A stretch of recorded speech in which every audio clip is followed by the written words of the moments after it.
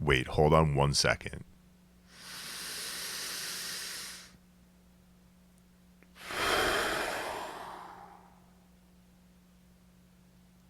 That is good air.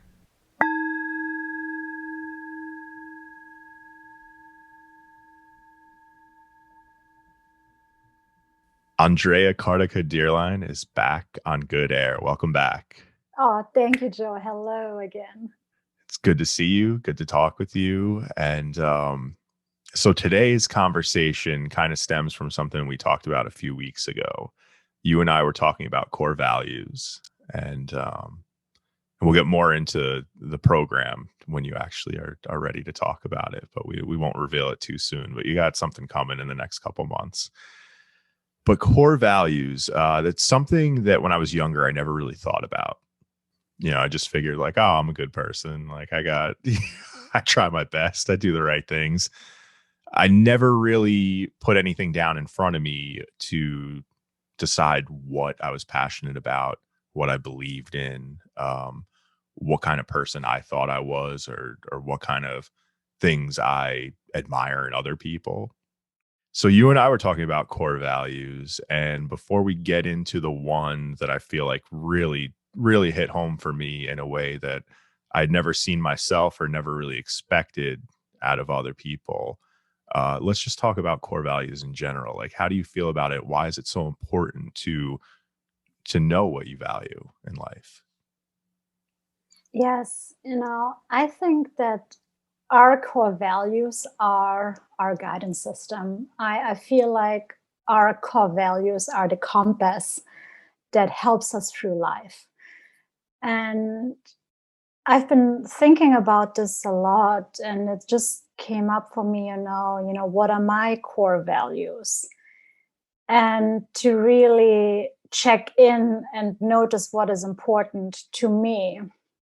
And it really came down to three things because we all have, basically three core values, what I found out that we live our lives by, or at least try to. So when we do live our lives by these core values and by our inner compasses, we are in alignment because we have a direction, right?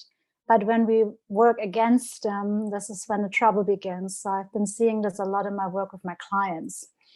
And so I find this is very, very important because, we have to believe in something. We have we have to have guidance for ourselves in this life. And when you think about society and when you think about structures and systems and how things are built, they are built on core values. They're the foundation. Often, when you think of companies or businesses, when it comes to mission statements and their vision, it's guided by their core values. And what I found out for myself, that my core values are authenticity, integrity, and freedom. And everything that I do, especially now in my practice and in my personal practice, and being self-employed especially, gives me the freedom to navigate based on those core values, instead of being set in fixed corporate structure where I used to be. And there were definitely some things where there was where I wasn't in alignment with what they wanted me to do or who they wanted me to be. Yeah, well, there's a disconnect of what they expect and what they are. Yes, when you think about, in this case, my case, authenticity and freedom, right? And you have a boss who micromanages you and who wants you to be her mini me, and who is a very different person and was very going against my personality. No wonder that I got sick, because I was internalizing everything. And this is what I refer to working against myself. And at that time, when I was stuck in that environment, I wasn't aware that I had been working against myself, against my values, But I only found out later. But just, it would have been much better if I had known that back then. Yeah, and you mentioned for you that integrity was one of your values.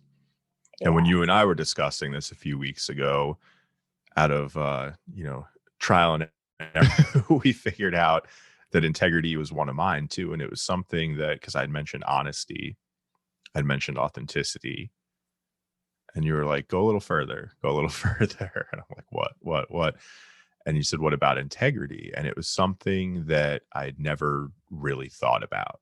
It's just because it's not a word that we bring up too much. So let me just give the actual definition of integrity. And it's very close to honesty and authenticity, but it's a little different. The quality of being honest, having strong moral principles, and moral uprightness is the first one. Second definition is the state of being whole and undivided, which I love that one. It feels a little more full than just being honest, truthful, or authentic. It Yes. feels like the complete package almost. And integrity, if you just it's I hate to always like bash social media or media in general, but I feel like that's where we get a lot of our information from these days. I'm sure if this was 20 years ago, I'd be blasting the newspaper.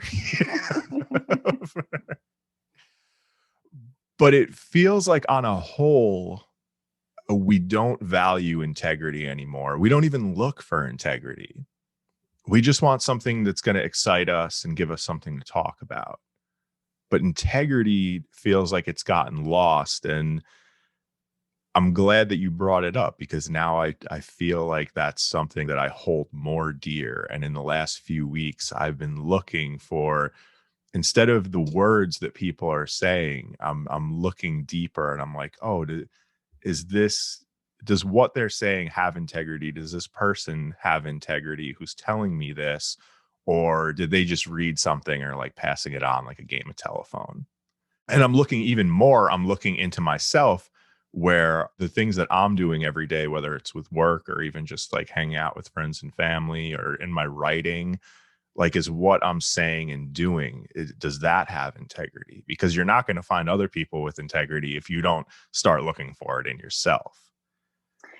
Yes, that is so true. And the thing is, what you're looking for also is, is it in alignment, right? What the person says, does the person mean what he or she says, right? Does it match up? Does it fit? Do I resonate with it? Or it's that thing, the lip service thing. Yeah, exactly. Saying one thing but meaning something else, or is this person just trying to manipulate me? Right. Right. And it's, yeah, and I think it's just because, in a way, I don't know how to put this in the right way, but there is an unhealthy dose of selfishness, that people are just looking for their out for themselves and how they can benefit, the what's in it for me mentality and quality, Right. and without understanding that we are in this together, so that this conversation or that interaction is a two-way street, and Yeah. that there is a giver and there's a receiver, and there is a resonance. And a lot of people are just like so focused on, how can I get out, especially in social media, how can I get the most followers, how can I sell the most of, how can I get the most eyeballs on my thing, but there's no substance behind Yeah, it. well, it's like, what is the end result? Okay, now you have Yeah. likes. Now people are laughing or yelling at each other or whatever, big emotion you wanted to elicit, you have now elicited. But what is the long-term result from this? I'll be after the likes. What's Yeah, after what's the the purpose? likes? Right. What the big why? This is, again, what is the big why? What is a person's big why? Why are they doing what they're doing? How are they living their life? Why are they living their life that they're living their life? Why did they choose the profession that they're in? Why did you choose to rename your podcast to Good Air now?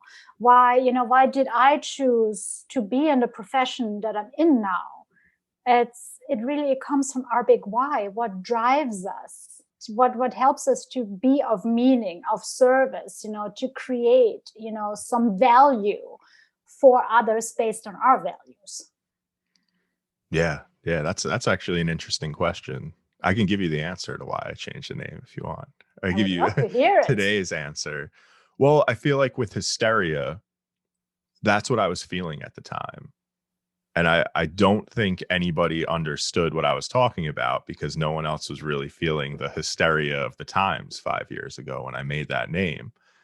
And as I started doing the show and as years went on, I felt like the name wasn't synonymous with the show that I was putting out there. My show ended up being very calm and like very peaceful place for me to have conversations with people. When I first made it, I thought it was going to be about like all that was wrong in the mental health world, all that was wrong with, everything that was going on and how we're a detriment to our own mental health. I really thought that I wanted it to be about the problems so that the problems could get fixed.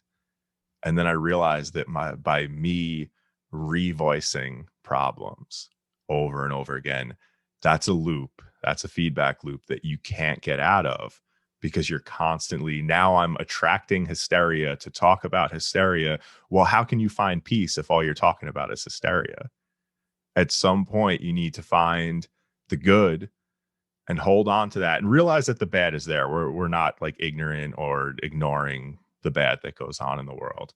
But if you want to make a change, you need to see through the clouds into like, what does the next step look like? And for me, that was like good air meaning because my love of meditation and just breathing, but also meaning like the airwaves, like that we listen to, in the news and the television and the Netflix and the this and the that and the other thing. Like, what are you airing in your bedroom, in your car, with your friends, when you go to the movie theater? Like, what is the air that you're taking in? Like, what are you feeding your subconscious? And I'd much rather feed my subconscious good air than hysteria. And that's kind of how that evolved over the years. That's amazing. That's amazing. And when we started to talk about values and integrity, I also pointed out to you that, integrity also has the word integrate. Yes, I love that. I'm very big when I journal. I take apart words and like prefixes and stuff like that and try and figure out like the deeper meaning behind the definition and like where they came from. So when you said that, I love that. Yeah, and when we come back to the definition that you shared with us a few moments earlier, it really is, to make whole, to make complete is when we integrate, the parts of ourselves to create that sense of completion or wholeness within ourselves. Because I always say we are not broken, we don't need fixing. Because I have so many people who come to me and just like, I'm broken, I need fixing in a way. And I'm just like, no, you don't. It's just, but you need to come back on track. You need to listen to your inner guidance system, to your inner values, to your compass again, to guide you back to yourself instead of away from yourself. So what are some of the ways that we can hear that guidance system? Because I think that's the hard part, right? Like we know, all right, core values, integrity, or whatever you hold dear. How do you get in touch with that and let it lead the way? Because I think sometimes it might be too loud to even do that. Yeah, that's the hard part, right? On the intellectual level, we know, but how can we bring this to our daily lives? It's really, to be silent so that we can listen. But how can we be silent when we have monkey mind always chattering So the show I did earlier was with Dr. Loretta Bruning, and she runs the Inner Mammal Institute, which is all about like the monkey mind. So yeah, it's a good segue. It really is, finding ways, to quiet the chatter, to quiet the noise. I think it starts in the external. to clear the clutter. I'm a firm believer, outside chaos, inside chaos. So if you have, a clear surface, a clear environment, when you have spaciousness instead of, stuff, rooms full of stuff and clutter, you have more space to breathe and to be, and also fewer things that demand your attention. Then, of course, other distractions, what are your personal distractions? Is it social media? Is it TV? Is it information overload? Is it other people? How can you carve out those moments of being, of silence for yourself? And for most people, it is as simple as taking a walk and connecting in nature. But mind you, not taking a walk with your headsets on. Ideally, also not taking a walk with your dogs, because it's another distraction again, because your focus goes then on what the dog does or whatever you're listening to. So I think I would start with clearing the clutter, and really just going for walks without any agenda, and just for the sake of walking, so that you clear. I always say clear the air in my head. This is what I said. It's a German expression. Yeah. I like to clear the air when I have to think, and when I want to be creative, or when I know I have information overload. I say I gotta go for a walk, and I gotta clear the air in my head. And then I just go by myself, and all of it really is, I get the good air experience. Good air, exactly. And all of a sudden I have more spaciousness, and then without even thinking of it, there's the solution a few hours later, a few days later, because I give the thoughts the space to percolate in my mind, instead of filling the pathways with stuff, so that the ideas cannot go where they need to go. So at least this is how it works for me. But it's a practice, and it's a discipline, and it takes some time. Yeah. It's I was thinking about that when I was going for a walk the other day. I was like, what is it when you go for a walk? And I think what it does is it gets your blood flowing and gets air and blood to places that were previously like physically and mentally stuck. And it gives your body a chance to see like where these places are, and your energy a chance to see where it is, and then like start to get the clearing process. Because I definitely notice when I go for a walk after like half hour, 45 minutes, when I'm coming back, all the things that had me like scrunched up and like, a little tight and a little anxious when I got there, for some reason they start to release. And it's just, it's really amazing, like what just the walker meditation. And those are the two main things for me that I think help me recognize an issue that's been bothering me for a while, and like start to, start the healing process to get past it. I think, meditation is so hard for so many people, because they think, they have to be quiet, and which is absolutely impossible. Meditation is just about, finding something that you can rest your mind on for focus, so that your mind doesn't go and jump all over the place. But I think, the easiest way is really to go for a walk and just see. And I think just a simple act, the physicality of the movement, just to get things moving again. Yeah. And also, ideally when you're in nature, and when you're surrounded, by trees, and, if you can go to the woods, it has, the Japanese have this expression, forest bathing. And it really is, a clearing function. It's like a soothing shower or bath for your nervous system. And we automatically calm down when we see, nature, and, the vastness of the sky or the sea or the trees. It just has a very instant calming and grounding effect on us. Yeah, that's when I went to Portland last year, I got a book called Forest Bathing. And it was all just beautiful pictures of different forests, and like little pieces of poetry and quotes. And it was, such a peaceful little book. It's there's also conductive therapy too, or conductive health, that I think people don't know about, which is like the electrical impulses. And I'll butcher this, so I'm not even going to try and explain it.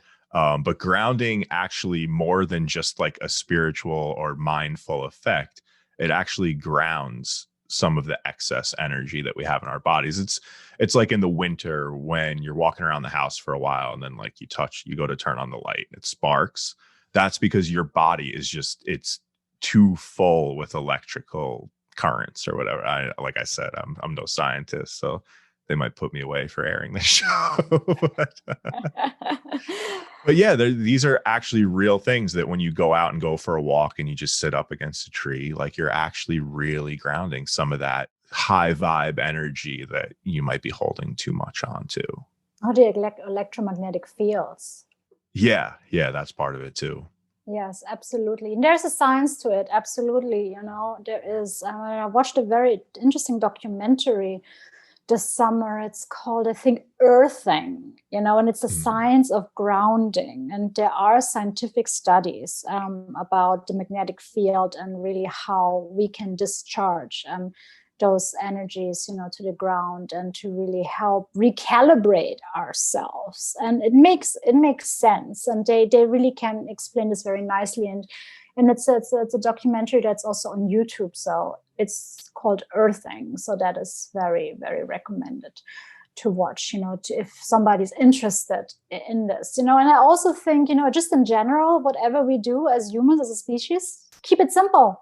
We have a tendency to overcomplicate things and to overstuff things, our schedules, our minds, ourselves, with food or some with drink. It's just really, and like what Aristotle said, the philosopher, the ancient Greek philosopher, I love him, because I study political science. So I studied also philosophy.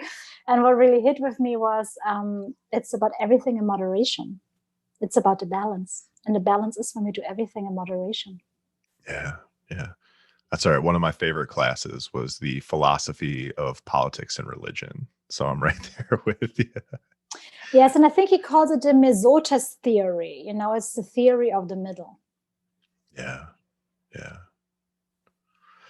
So how do we build integrity so that way we could feel like we're living a life that maybe has more opportunities to work with people who are also of integrity, work with companies that are built on integrity? Because it's very easy to get caught up in a world without integrity and then start to hate what you're doing, start to hate who you've become, and then that's just a downward spiral and you stop taking care of yourself. And then it happens fast. Once you lose touch with integrity, you lose touch with other people who have integrity. And then I feel like it's just a rapid downfall from there. How do you begin the process of building integrity or recognizing the integrity that you already have? I always say self-knowledge is power. And it starts with the simple things. And we all know this, the things that we don't like. The things we don't like, the people we don't like. And we focus so much on that, right? But then once we already identified our don't wants and what we don't like and what bugs us, then we can also identify what do we like, what makes us feel good, and what do we value.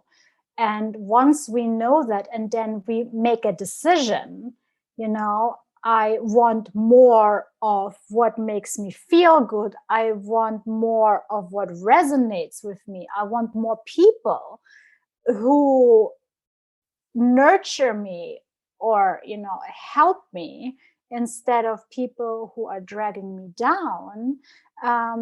Then it becomes a choice and a decision in the right direction. But if you are not aware of what is, bugging you and what you don't want really, and you're not very clear of it, you don't have the clarity, then you cannot make a choice. So one simple way is really just take a piece of paper, on the left side, write don't want. On the right side, write want. And then just start listing things and then just see, what is the opposite of the don't want? And then basically that already gives you the answer. But honestly, who sits down? It only takes 10 minutes. Who sits down for 10 minutes and does that? That's the thing. It comes also down to self-responsibility then. Right. And I feel like at this point, we're almost trained to pick out all of our own flaws and never look towards, well, all right, this is what's wrong, but maybe what's right?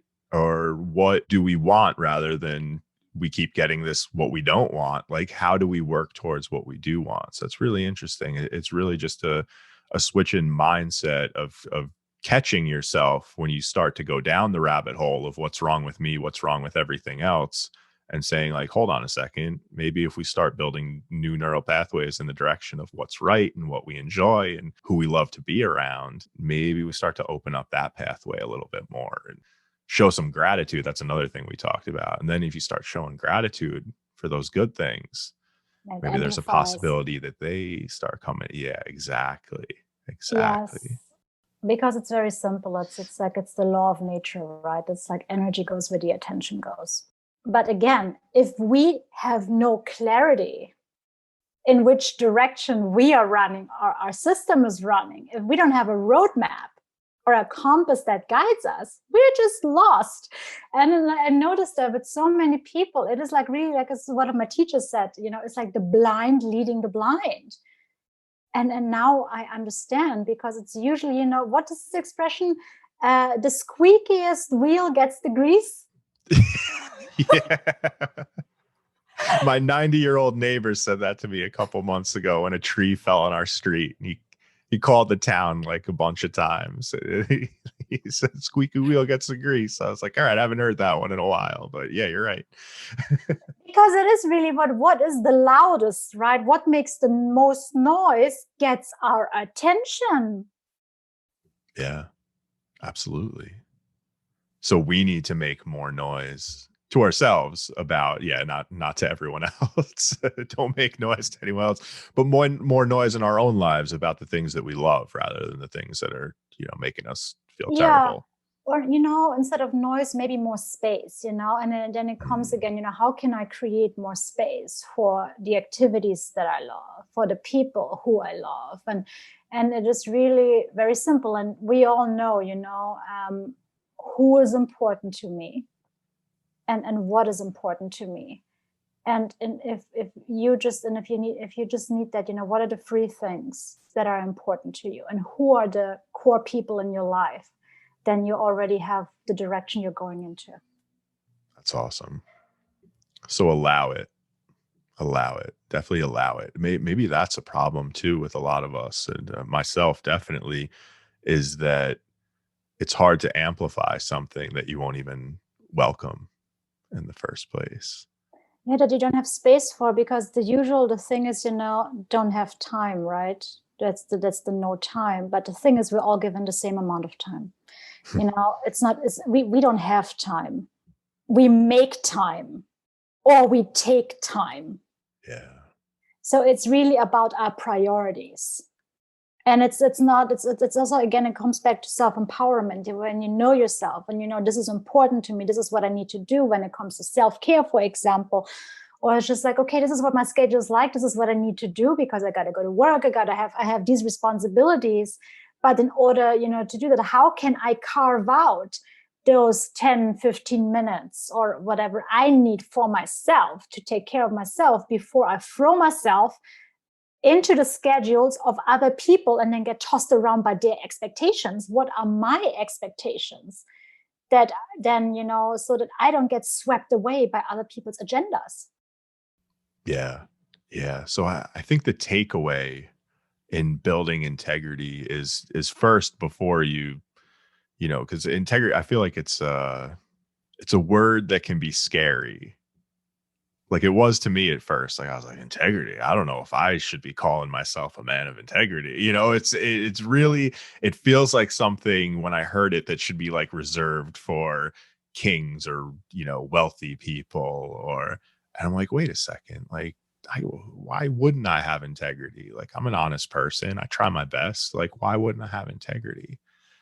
So it seems like getting to know yourself is really a good way of building integrity and getting to know what you like. Like, don't be afraid to start digging into the parts of yourself that you like, your strengths, what you enjoy, what lights you up, the people that make you happy. And it's tough right now. It's tough right now. We're inundated. I swear, every time I get out of a good meditation, whether I go to the store, whether I just go to the living room or make a phone call, all the stuff that I meditated to quiet, somebody's feeding right back to me. So it's been a very stressful time. I'm not saying it's easier to start seeing the good or to start noticing it in yourself, but maybe just take a few minutes each day and start to practice that. And it's a skill. It's a skill that needs to be strengthened and built over time. You cannot be expected to run a marathon. You never run all your life, and all of a sudden you want to run a 5K. Your body's not up to it. And it's the same with our willpower. It's the same with with our inner strength and this exploration. And sometimes we just have to dig deep, because there's so much stuff, and we really have to excavate first to get to what really matters to us, because we got so lost and we got so overstuffed with things and information and data that we often don't even know. And it's just knowing that this is a journey and this is a process, and that you have arrived at your destination, or that you mined gold, is when it sits right with you, when it feels really right with you. Then that, because and your body will know.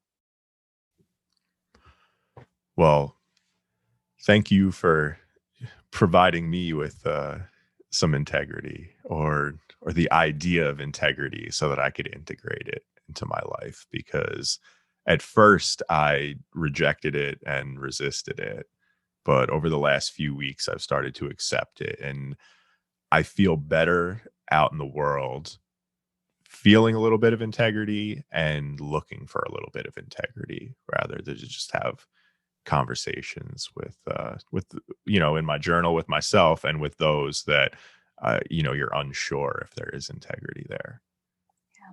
And the bottom line is really what's right for you. That's what it is. It's in an easy way to put it, what feels right, what is right for you.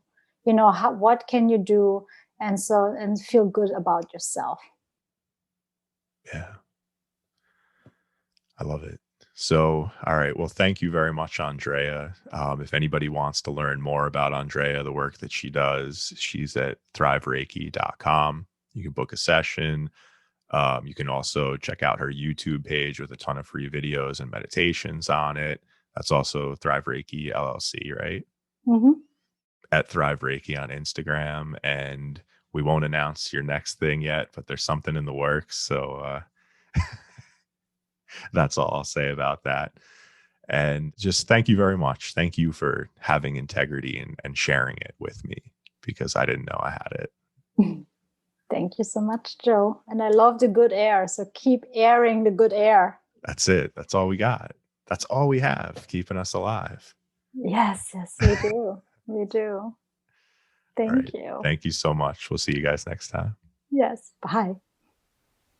Wait, hold on 1 second.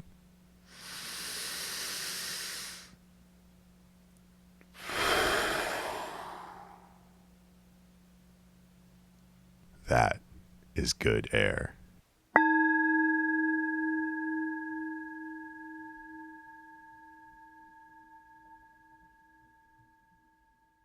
Good Air is hosted by Joseph S. Fusaro and is a part of the Mental Health News Radio Network. You can find out more about Joe at sincerely_Joe on Instagram, and you can find out more about the Mental Health News Radio Network at mentalhealthnewsradionetwork.com.